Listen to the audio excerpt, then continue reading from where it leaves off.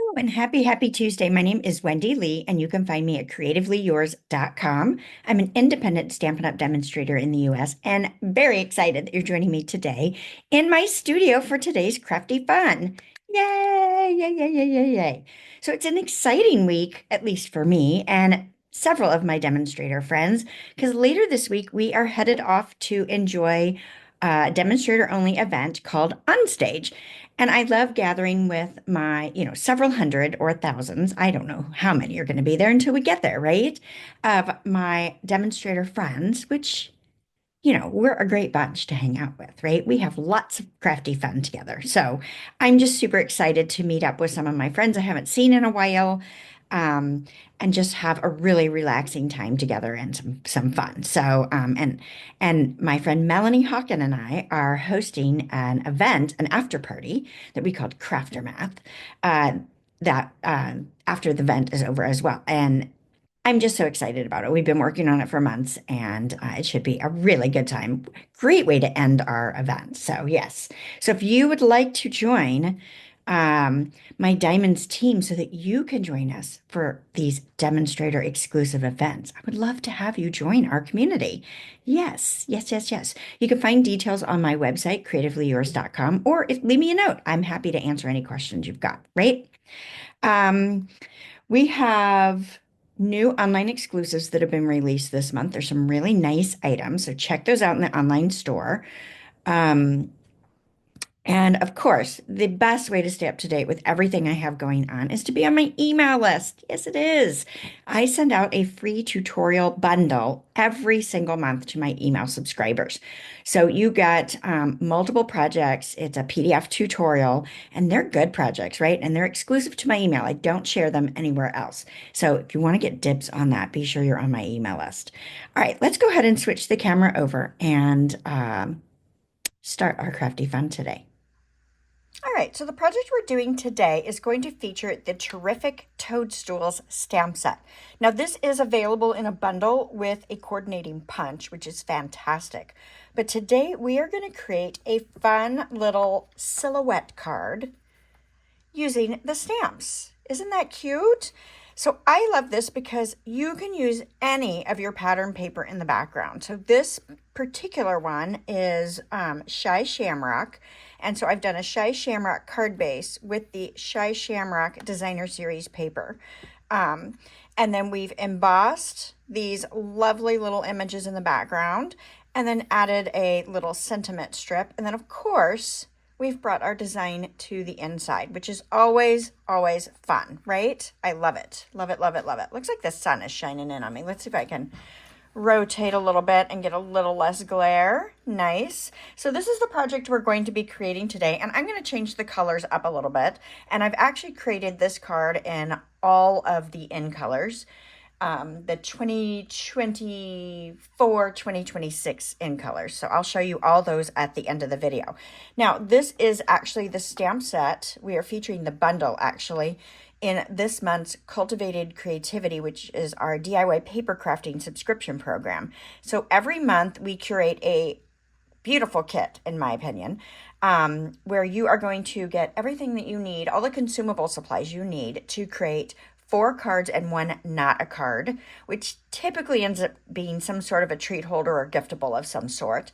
And we do include whatever the gift or treat is that goes inside of it. So it's not just an empty container that you've got to figure out something to put into. You could always change that up, of course. Now you can use our featured bundle, or you can use something else when you're creating your projects. But this month we've got some extra surprises as well. So that's always fun, right? Gotta love that when we can do something extra. All right, so if I didn't mention it, I don't think I did already.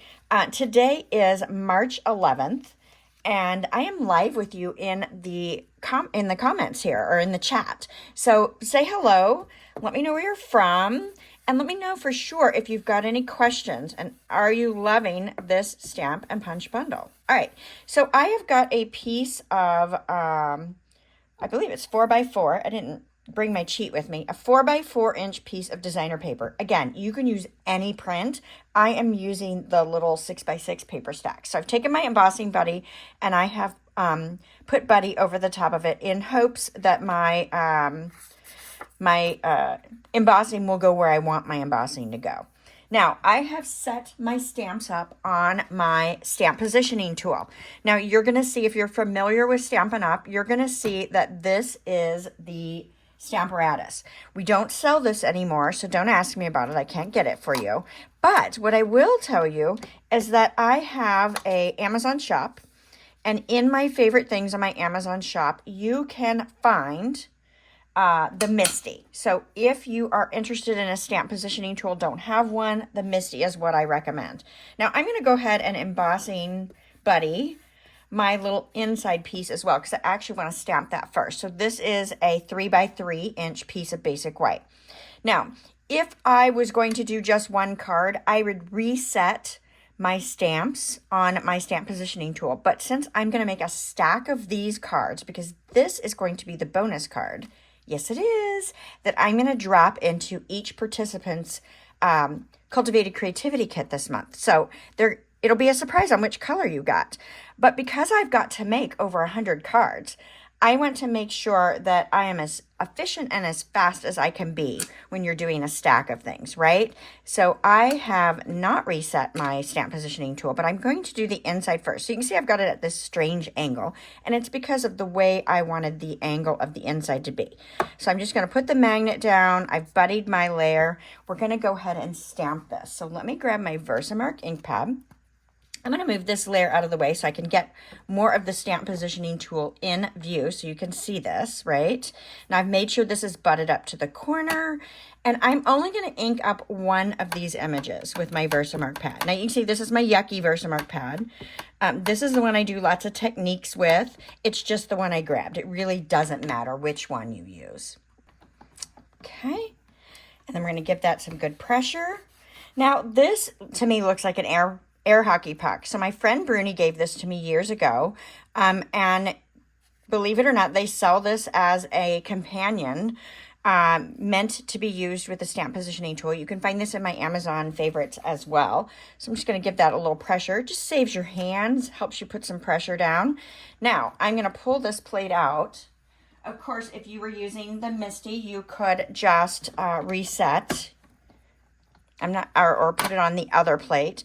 And so now I want to ink up just these little mushrooms. I don't want the other images just yet. So I'm going to do this, give that a good push, right? So I've got that all set up. Now I'm going to move this out of the way momentarily so that we can heat emboss this, and we'll come back and stamp the other one as well. Alrighty, so we're going to dip this in our black powder. Now, our embossing powders do come in a small jar, and I move them to a larger plastic container. Now, if you purchase the Embossing Editions toolkit, it does have a powder tray, which is very, very helpful, and you can use that to easily put the embossing powder back into the small jar. I'm lazy, right? So I'm going to heat up my heat tool. And then I'll hold my heat tool about 1 inch to 1.5 inches away from my paper. And I'm just letting it melt the embossing powder.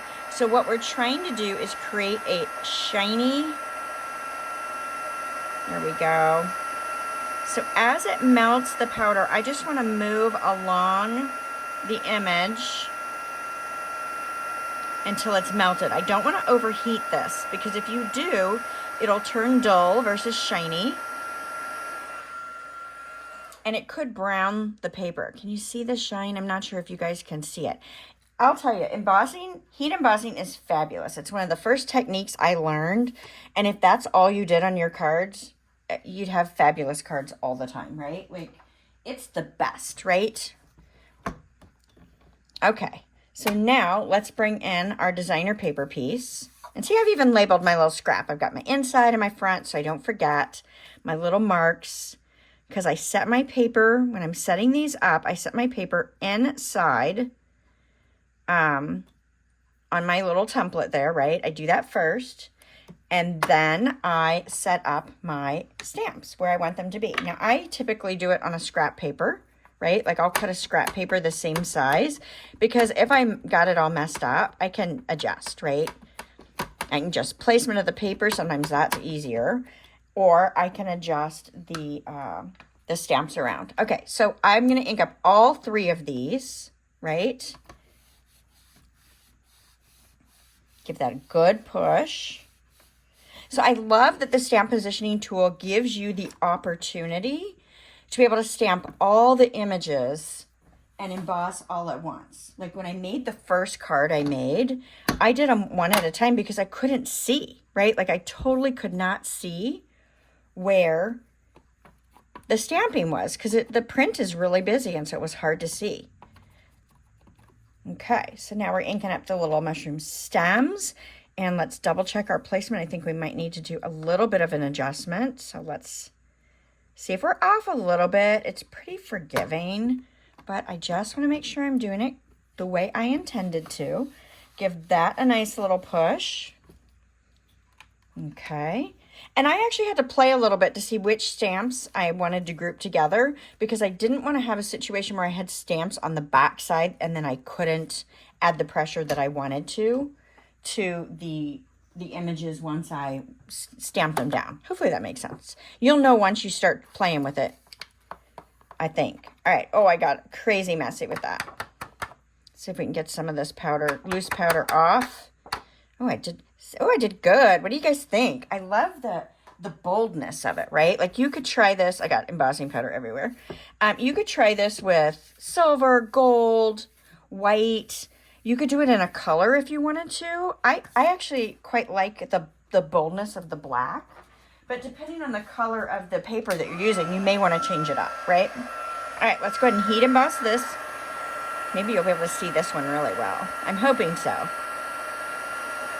And the more of these you do, there it goes, the faster the embossing will melt. Like because your tool will be nice and hot, primed, ready to go. Look at that. It's gorgeous. I love it.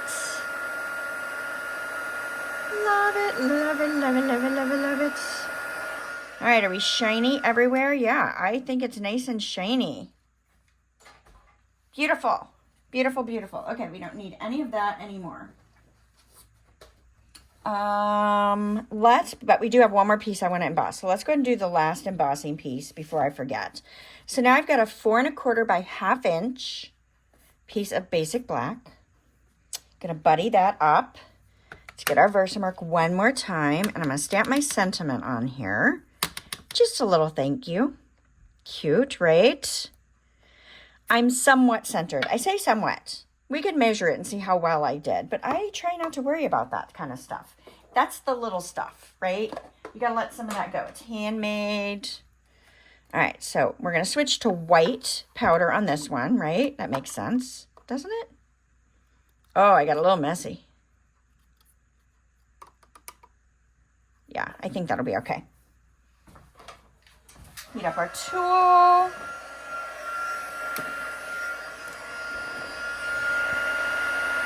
And this one should go fast. There it goes.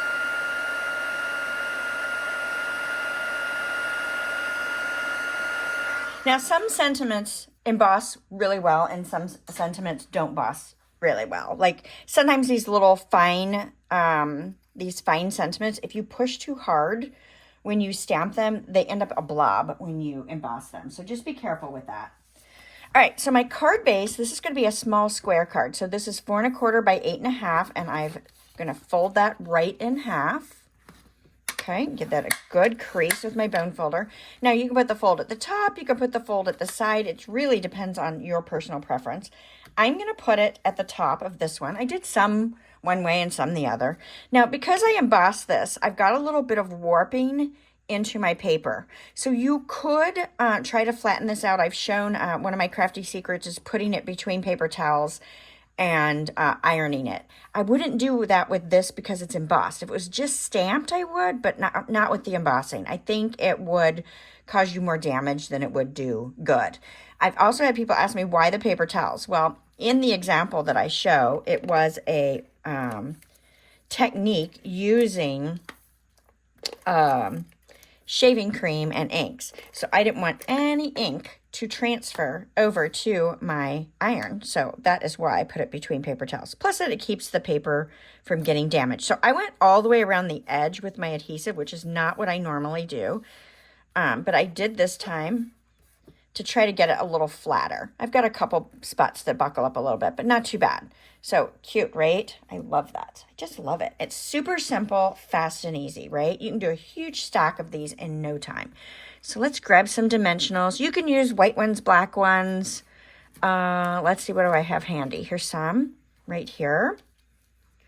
Now, if you're new to me and you're like, why are your dimensionals purple or pink, whichever way you see the color? It's actually a purple highlighter, so it's kind of pinky. It is because I have trouble, or had trouble, I don't anymore because now I color them, being able to see when I had the backing paper removed. And so now, see, I can see super easy if I've left the backing paper on or not. I make a ton of cards. So you're like, oh, really, that's not a big deal.